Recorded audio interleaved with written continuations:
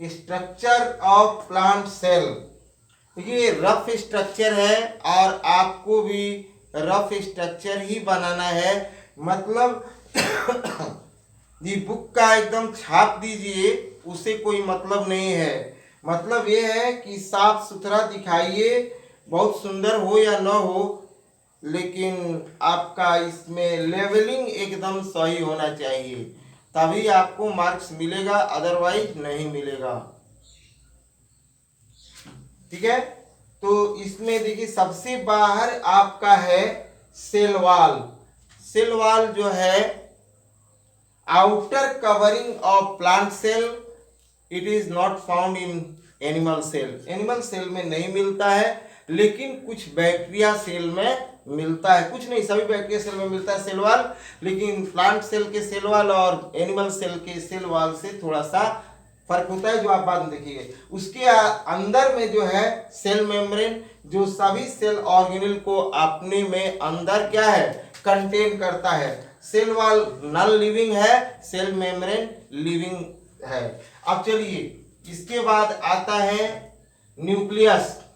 पहले देखिए आप ये वैक्यूल, प्लांट सेल में एक वैक्यूल होता है और लार्ज होता है, बड़ा होता है, इतना जगह घेरता है, जिसमें सेल सैप रहता है, सेल सैप इसमें भरा रहता है, इतना जगह घेरता है कि न्यूक्लियस सेंटर में नहीं आता, बल्कि एक साइड में चला जाता है। जैसे देखिए, nucleus centrally not located, it is outside, थोड़ा सा साइड, आउटसाइड नहीं, एक पेरीफेरी कहिएगा, साइड में हो जाता है न्यूक्लियस।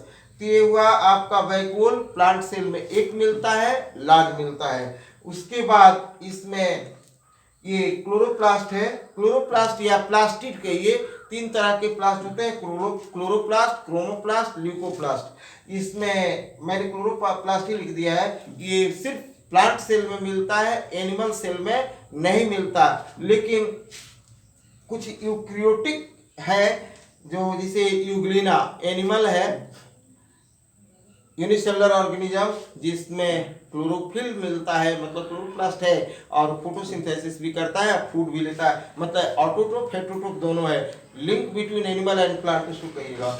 चलिए, उसके बाद वैक्यूल हो गया, डिक्टोसोम है, उसके बाद राइबोसोम है, जो आपको एनिमल सेल में मिलेगा। फिर आपका ये है न्यूक्लियस, बताई दिए, ये ब्रेन ऑफ द सेल है, सब आपका डिटेल्स पढ़ेंगे। इसके बाद है माइटोकांड्रिया, जैसे ये क्या है, powerhouse of the cell, आप पढ़ चुके हैं। अब एक एक करके सबसे पहले हम लोग देखेंगे सेल वाल, लेकिन उसके चलिए, cell wall it is made of cellulose. Cellulose है, जो आप वुड वगैरह देखते हैं, लकड़ी जो हार्डनेस है वही है सेलुलोज का, सेलुलोज होता है। ये इसका काम है कि प्लांट को क्या देता है जी, टर्गिडिटी, स्ट्रेंथ देता है, मैकेनिकल इंजरी से बचाता है, कहीं से कट फूट हो, वो सब चीज से ये बचाता है सेल वाल। तो सेल वाल क्या चीज का बना होता है जी, सेलुलोज का होता है। इसका फंक्शन क्या है जी, extra additional covering of plant cell है, जो बाहर से कवर करके रखता है और सेल को मैकेनिकल इंजरी से बचाता है और प्लांट को स्ट्रेंथ देता है, ताकि वो माने हवा को, झोंका को, ये सबको बर्दाश्त कर सके, टूटे नहीं, फूटे नहीं, ये सब चीज देता है, सेल को डैमेज होने से बचाता है। सेल वाल सेलुलोज का बना होता है। इसके बाद हम लोग पढ़ेंगे सेल मेम्ब्रेन। तो उसके पहले मैं इसको मिटाऊंगा, आप स्क्रीनशॉट ले लीजिए। सॉरी, मैं अभी मतलब जूम पर क्लास ले रहा था, वही स्क्रीनशॉट करने की आदत के हिसाब से कह दिया। और अब ये तो वीडियो है, आपको स्क्रीनशॉट कहाँ लेना है, आपने रुक रुक कर पढ़ते रहिएगा, ठीक है। अब हम लोग सेल मेम्ब्रेन पढ़ेंगे।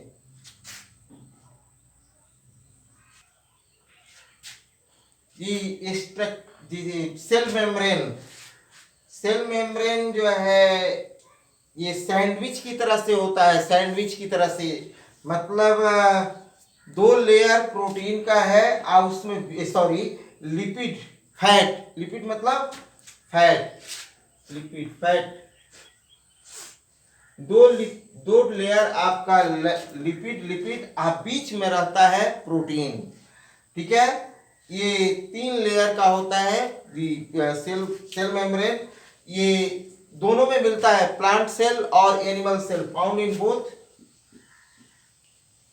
Plant cell as well as animal cell. जी, प्लांट सेल में ये आउटर मोस्ट कवरिंग नहीं होता है, इसके बाहर से प्रोटेक्टिव कवरिंग होता है आपका सेल वॉल, लेकिन एनिमल सेल का ये आउटर मोस्ट कवरिंग है, सबसे बाहर होता है। ठीक है, अब ये देखिए इसका काम क्या है जी, पाया कहाँ जाता है जी, आपको बता ही दिए कि प्लांट सेल और एनिमल सेल दोनों में पाया जाता है। एनिमल सेल का सबसे बाहर होता है और प्लांट सेल में सेल वॉल के नीचे रहता है।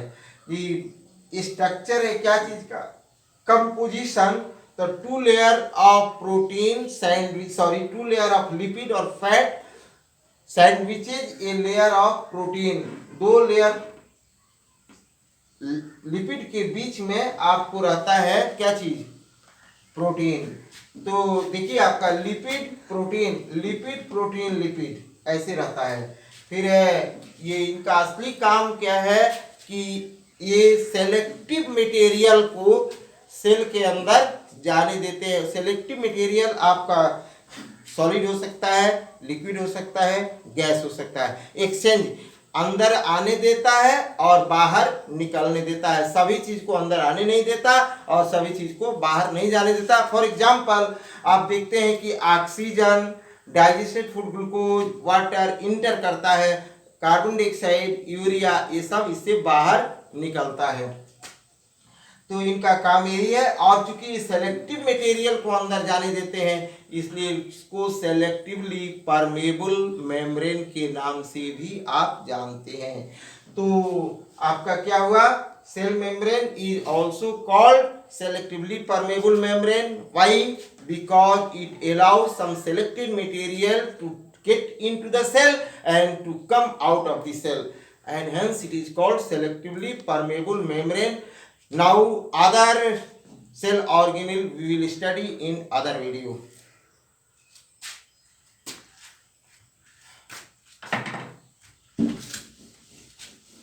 खोलो।